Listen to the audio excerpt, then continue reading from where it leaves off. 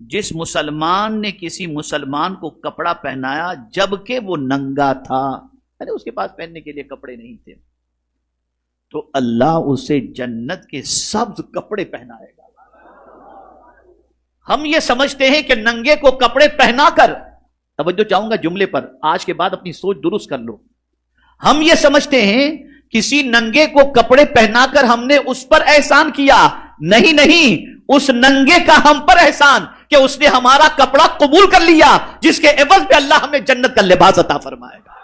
تو احسان ہمارا نہیں، احسان غریب کا ہے، احسان غریب کا ہے۔ اگر اسے کپڑا پہنانے کا موقع نہ ملتا تو اللہ ہمیں جنت میں سب لباس کہاں سے عطا فرماتا۔ اسی طریقے سے آقا کریم صلی اللہ علیہ وسلم نے ارشاد فرمایا، اور جس مسلمان نے کسی مسلمان کو کھلایا جبکہ وہ بھوکا تھا تو اللہ تعالیٰ اسے جنت کے پھل کھلائے گا،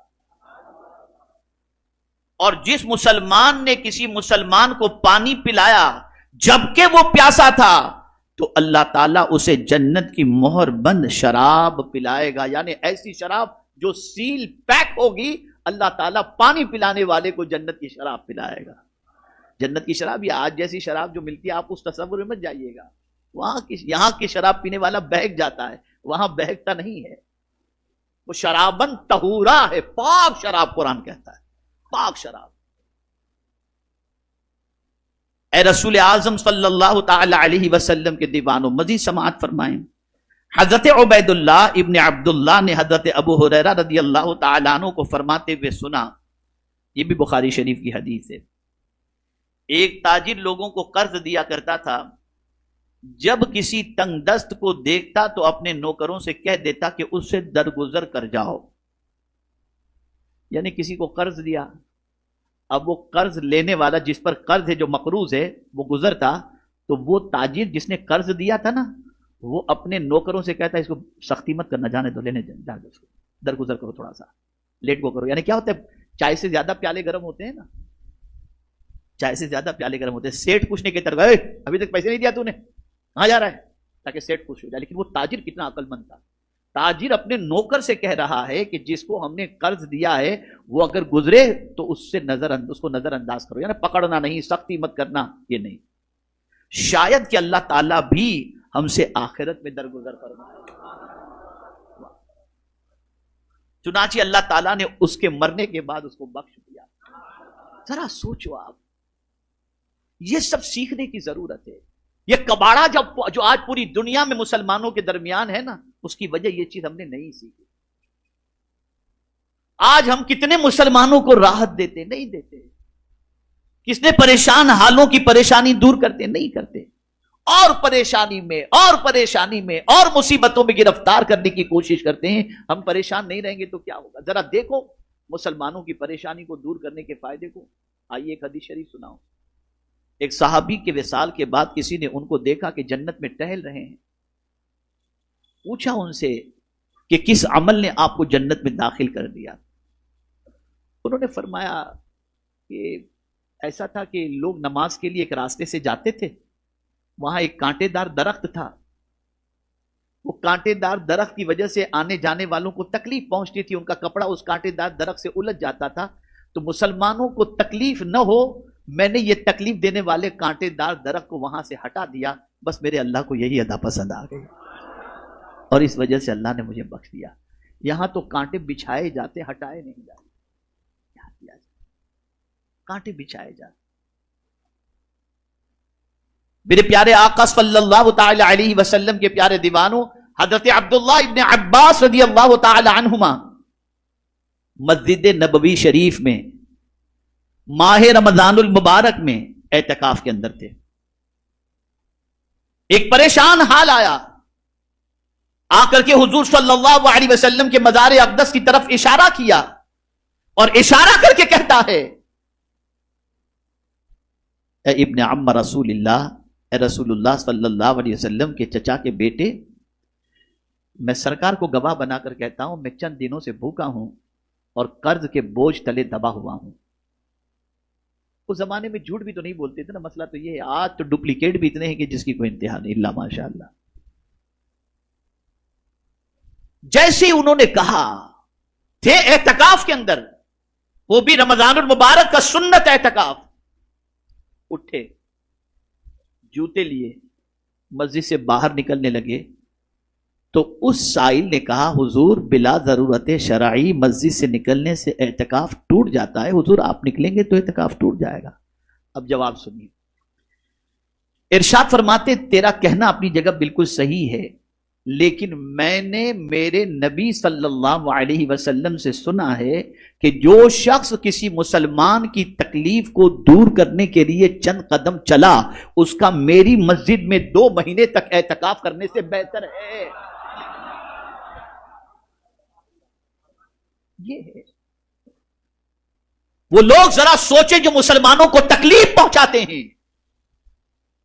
وہ لوگ سوچیں جو مسلمانوں کی آبرو پر ہاتھ ڈالتے ہیں، وہ لوگ ذرا سوچیں جو مسلمانوں کے مالوں پر ہاتھ ڈالتے ہیں، وہ لوگ ذرا سوچیں جو مسلمانوں کو اذیت پہنچاتے ہیں، وہ لوگ ذرا سوچیں جو مسلمانوں سے سلام کلام ترک کرتے ہیں، اور وہ لوگ ذرا سوچیں جو مسلمانوں کے راہوں کے اندر کانٹے بچھاتے ہیں، ان کا انجام کیا ہوگا.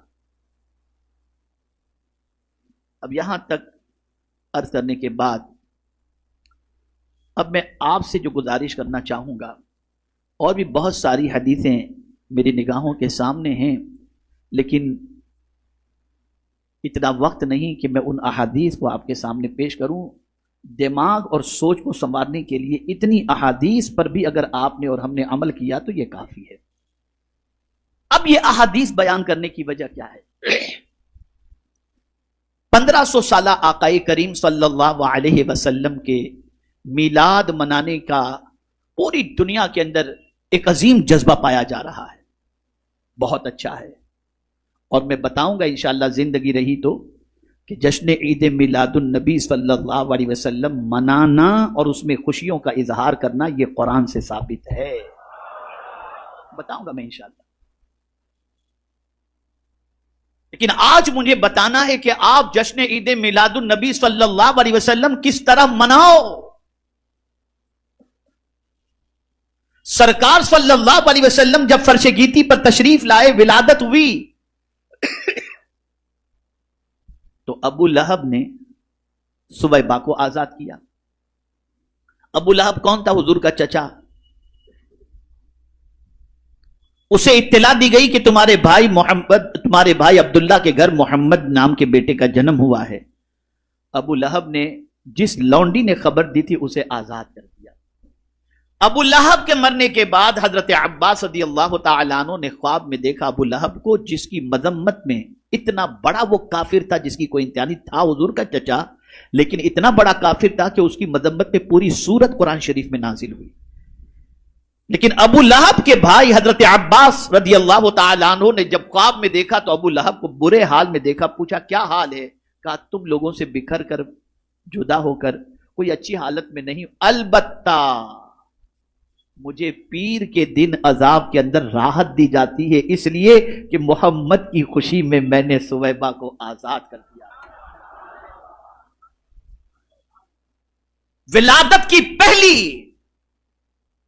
ولادت کا پہلا فائدہ حضرت سویبہ کو نصیب ہوا کہ اسے ابو لہب کی غلامی سے آزادی نصیب ہوئی.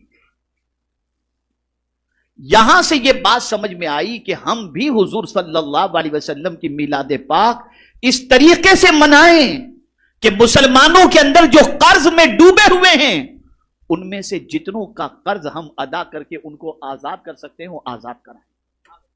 حضور خوش ہوں گے. اگر حضور کے کسی امتی کی تکلیف ہم نے دور کر دی، میں یقین کے ساتھ کہتا ہوں مصطفیٰ جان رحمت ہماری تکلیفوں کو دور فرما دیں گے اور وہ خوش ہوں گے. تو پہلا کام تلاش کرو کون قرض کے بوجھ تلے دبا ہوا ہے، اپنی اپنی بساط کے مطابق کرو کوشش. خاص طور پر سرمایہ داروں سے گزارش کروں گا کہ اس طرح سے حضور صلی اللہ علیہ وسلم کا بھی میلاد مناؤ کہ جو قرض کے بوجھ تلے دبے ہیں انہیں قرض سے چھٹکارا دلاؤ، جو بے روزگار ہیں ان کے لیے اسباب رزق مہیا کرو، جو بغیر مکانات کے ہیں ان کے لیے مکان بنا کر کے دو، جو تعلیم کے لیے پیسوں کے سلسلے میں پریشان ہیں ان کے لیے آپ انتظام کرو، جو علاج و معالجے کے لیے رقم کے ضرورت مند ہیں آپ اس کا انتظام کرو. مطلب یہ ہے کہ اس طرح سے سرکار کی آمد کی خوشی مناؤ کہ حضور کی امت کی جتنی تکلیفیں دور کر سکتے ہو اتنی تکلیف دور کرو, حضور خوش ہو جائیں گے اس سے. اس کا مطلب یہ نہیں کہ آپ لائٹنگ نہ کرو, آپ جشن جلوس نہ نکالو, میلاد شریف نہ کرو, کھانا نہ کھلاؤ, یہ سب کرو, لیکن اس کے ساتھ ساتھ یہ بھی کرو, یہ بھی کرو آپ. اور یہ وہ کام ہے جو حضور کو خوش کر دیتا ہے. میں حدیث سے آپ کو سمجھاؤں کہ حضور صلی اللہ علیہ وسلم کی امت کا بھلا چاہنے سے حضور کتنے خوش ہوتے ہیں.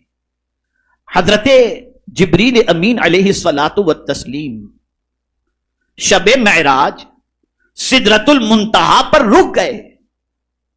یہ ان کا آخری ڈیسٹینیشن, فائنل ڈیسٹینیشن, وہاں سے آگے نہ کبھی گئے ہیں نہ کبھی جا سکتے ہیں.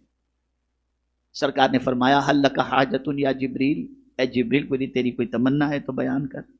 میں آپ سے ایک سوال پوچھتا ہوں, ایسا غریب فاقہ مست انسان جو کبھی اجمیر بھی جانے کی طاقت نہ رکھتا ہو, اور اس سے اگر کوئی ایسا کہہ دے کہ تمہیں کہیں جانا ہو تو کوئی تمنا ہو تو بیان کرو, وہ ڈر ڈر کے سوچ سوچ کے پھر کہہ دے گا مجھے مدینہ جانا ہے, مدینہ جانا. تو جو جہاں نہیں گیا وہاں جانے کی آرزو بیان کرے گا. اب حضور صلی اللہ علیہ وسلم لامکاں کی سیر کو جا رہے ہیں, جبریل نے سب کچھ دیکھ لیا لیکن لامکاں کی سیر نہیں کی. اب حضور پوچھتے ہیں جبریل کوئی تمنا ہو تو بیان کرو. کہہ سکتے تھے کہ حضور مجھے اپنے ساتھ لے چلیے, لیکن قربان جائیے یہ کہنے سے ان کی مراد تو ہو سکتا ہے پوری ہو جائے, لیکن حضور کو ان کو خوش کرنا تھا. تو یہ کہنے سے شاید حضور راضی ہوں نہ راضی ہوں, یہ ایک الگ چیز ہے, لیکن انہوں نے یہ نہیں کہا. انہوں نے کیا کہا, ہاں حضور میری ایک تمنا ہے, توجہ چاہوں گا, ہاں میری ایک تمنا ہے, آپ کی امت جب پل صراط سے گزرے تو میں اپنے پر بچھا دوں تاکہ آپ کی امت کو تکلیف نہ ہو, امت میرے پر سے ہوتے ہوئے پل صراط سے گزر جائے. اے جبریل تمہیں یہ شعور کس نے دیا؟ تو جواب ملے گا ہم نے ولادت کے وقت حضور کو دیکھا کہ حضور تشریف لائے تو امت ہی کی فکر حضور کو ستا رہی تھی, تو اب حضور کو خوش کرنا ہے تو حضور کی امت کا بھلا چاہو, حضور راضی ہو جائیں گے. یہ شعور تھا ان کے اندر. یہاں تکلیف پہنچا کر کے آدمی سمجھتا ہے کہ حضور خوش ہے, سلام تک نہیں کرتے. بعد ایسے نکلو ادھر راستے سے تو وہ سنی بھی سمجھنے کو تیار نہیں, سلام بھی نہیں کر, سمجھتے ہیں اس سے حضور خوش ہو جائیں گے. پتا نہیں کہاں سے سیکھا ان لوگوں نے اور کیا سیکھا ہے. تو کہنے کا مقصد یہ ہے کہ اللہ کے رسول صلی اللہ علیہ وسلم کو راضی کرنا ہے تو حضور کی امت کا بھلا چاہو, خوب شان و شوکت کے ساتھ, بہت اچھی طریقے سے, فل اہتمام کے ساتھ میرے آقا صلی اللہ علیہ وسلم کی میلاد پاک کی خوشی مناؤ, اچھی طریقے سے سجاؤ, لباس زیب تن کرو.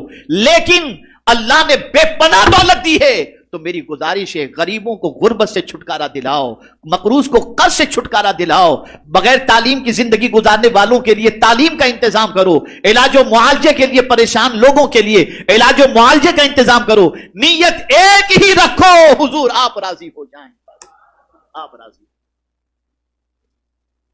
میں امید کرتا ہوں کہ انشاءاللہ دنیا میں جہاں کہیں بھی لوگ میری اس آواز کو سن رہے ہوں گے اور اللہ نے انہیں نوازا ہے تو وہ اپنی بساط بھر میں کوانٹٹی نہیں بتاتا, 15 گھر بنا دینا, 20 گھر بنا دینا, لیکن جس کی جتنی تعداد اور جتنی کیپیسٹی ہو وہ بنائے, اس کو وہ کرے, بنائے گھر. لو میرے آقا کی میلاد کی خوشی میں یہ گھر تم کو میں تحفے میں دے رہا ہوں. جو مقروض ہے انہیں کہے, یہ کہہ کر دے کہ یہ سب کچھ میرے آقا کی میلاد کی 1500 سالہ میلاد کی خوشی میں کر رہا ہوں. میں یہ نہیں کہتا کہ مسجد نہ بناؤ, یہ نہ بناؤ, وہ نہ بناؤ, لیکن میں اتنا ضرور کہوں گا کہ حضور کو خوش کرنا ہے تو یہ بہت بڑا عمل ہے, اس کی طرف توجہ دو. اور یہ بھی نہیں کہتا کہ آپ پیسہ سنی دعوت اسلامی کو دو, سنی دعوت اسلامی گھر بنائے گی, نہیں. میں آپ سے کہتا ہوں آپ خود اپنا گروپ بناؤ اور اپنے اعتبار سے آپ پورے گروپ والے مل کر کے کام کرو. اگر مدد کی ضرورت یا رہنمائی کی ضرورت پڑی تو ہم آپ کے لیے حاضر ہیں, لیکن ہم یہ نہیں کہتے کہ آپ ہم کو پیسہ دو ہم کریں گے. آپ کرانا چاہیں الگ چیز ہے, لیکن میری گزارش یہ ہے کہ آپ خود اپنے ہاتھوں سے یہ کام انجام دینے کی کوشش کرو. اگر رکاوٹ ہو تو ہم حاضر ہیں. انشاءاللہ آپ دیکھیں گے کہ جب بے گھر انسان کے ہاتھ میں جب گھر کی چابی دیں گے نا, خدا کی قسم اس کے دل سے جو دعا نکلے گی نا, اس دعا سے اللہ اور اس کے رسول اتنے راضی ہوں گے جس کی کوئی انتہا نہیں. جو قرض کے بوجھ تلے راتوں دن سو نہیں پا رہا اور خودکشی کے دروازے تک پہنچ چکا ہے, جب اس کے قرض کا ذمہ آپ اپنے سر لے لیں گے اور اس کا قرض ادا کر دیں گے اور تاکید کر دیں گے کہ آئندہ یہ چکر میں نہ پڑنا، آپ دیکھیں جب وہ جائے گا اور جس رات وہ سکون سے سوئے گا، حضور صلی اللہ علیہ وسلم کے صدقے میں اللہ آپ کو سکون کی دولت سے مالا مال فرما دے گا۔ یہ سب کام کریں۔ اللہ عز و جل آقا کریم رؤوف الرحیم علیہ التحیۃ والتسلیم کے صدقہ و طفیل مجھے آپ کو سب کو 1500 سالہ جشن میلاد مصطفیٰ صلی اللہ علیہ وسلم شریعت کے حدود میں رہتے ہوئے قرآن و سنت کی روشنی میں اللہ کے رسول صلی اللہ علیہ وسلم کی تعلیمات پر عمل کرتے ہوئے ہمیں منانے کی توفیق عطا فرمائے، اور میرے پیارے آقا صلی اللہ علیہ وسلم کے پیارے دیوانوں، گلدستے سیرت النبی صلی اللہ علیہ وسلم کے ذریعے جو انعامی مقابلے میں حصہ لینا چاہتے ہیں، مجھے بڑی خوشی ہے کہ الحمدللہ ہزاروں کی تعداد میں لوگوں نے کتابیں لی ہیں، اور مزید کتاب کی ڈیمانڈ کی وجہ سے مزید کتابیں چھپوائی جا رہی ہیں، اور اسی کے ساتھ ساتھ الحمدللہ رب العالمین لوگ دلچسپی کے ساتھ اس کے مطالعے کو شروع کر چکے ہیں۔ مجھے بڑی مسرت ہو رہی ہے کہ الحمدللہ جو کبھی حضور کی زندگی نہیں پڑھتے تھے اب صبح و شام حضور کی زندگی پڑھ رہے ہیں، صبح و شام حضور کی زندگی۔ اس سے بڑھ کر ذرا پڑھو میرے آقا کو، خدا کی قسم میرے آقا جیسا کوئی ہے ہی نہیں، ان کے جیسا کوئی نہیں، پڑھو۔ بس ایک آخری بات عرض کر دوں، حضرت صہیب رومی رضی اللہ تعالی عنہ جلیل القدر صحابی، بہترین تاجر تھے، مکے میں بہت بڑی تجارت تھی ان کی۔ رسول اعظم صلی اللہ علیہ وسلم صحابہ کے ساتھ ہجرت فرما کر جب مدینہ منورہ تشریف لے گئے تو حضرت صہیب کے کاروبار کے پھیلے ہونے کی وجہ سے وہ وہیں پر تھے، سب چلے گئے، وہ وہیں پر تھے۔ کچھ دنوں کے بعد حضور کے دیدار کے لیے بے چین تھے، اور دل میں بار بار یہ خیال آتا تھا، یار میں تجارت کی غرض سے یہاں بیٹھا ہوں، حضور کا دیدار نہیں کر پا رہا ہوں، سرکار کی بارگاہ میں حاضری نہیں ہو رہی ہے، حضور کی زیارت سے میں محروم ہوں۔ بس ایک دن خیال آیا کہ ایسی دولت کیا کام کی جو حضور کی بارگاہ تک نہ پہنچا سکے۔ بس انہوں نے من بنایا، ساری دولت سمیٹی انہوں نے، اور پھر اس کے بعد لے کر مدینے کی طرف جانے کا ارادہ کیا۔ جب مکے والوں کو پتہ چلا کہ صہیب بھی ہجرت کر رہے ہیں تو گھبرا گئے، اس لیے کہ حضرت صہیب کے پاس مال بہت زیادہ تھا۔ تو انہوں نے سوچا کہ صہیب یہ مال لے کر کے حضور کے پاس پہنچیں گے تو حضور صلی اللہ علیہ وسلم کو مضبوطی ملے گی اور پھر ہمارا مقابلہ کرنے میں ان کو آسانی ہو جائے گی۔ تو صہیب کیسے بھی کر کے مدینے نہ پہنچ سکے، تو صہیب تو روانہ ہو گئے تھے۔ حضرت صہیب رضی اللہ تعالیٰ عنہ انہوں نے راستے میں پکڑ لیا، صہیب کہاں جا رہے ہو؟ مدینے جا رہا ہوں۔ کہ سارا مال لے کے جا رہے ہو؟ کہاں ہاں، کہا ہم تمہیں جانے نہیں دیں گے۔ کہا میں نے جہاں کا رخ کر لیا ہے نا، اب وہاں سے میں رخ پھیر نہیں سکتا، میں تو جا کر کے ہی رہوں گا۔ تو جب انہوں نے یہ سنا تو کہا سنو صہیب، تم کو جانا ہو تو جاؤ، لیکن ایک پیسہ بھی تم کو لے کر جانے نہیں دیں۔ اب زندگی کی ساری کمائی ان لوگوں نے کہا چھوڑ دو اگر تمہیں مدینہ جانا ہے تو، ورنہ مدینے مت جاؤ، مکے میں رہو۔ حضرت صہیب نے کہا لے لو سب کچھ دے دیا، سارا مال دے دیا، اور مدینے کی طرف روانہ ہوئے۔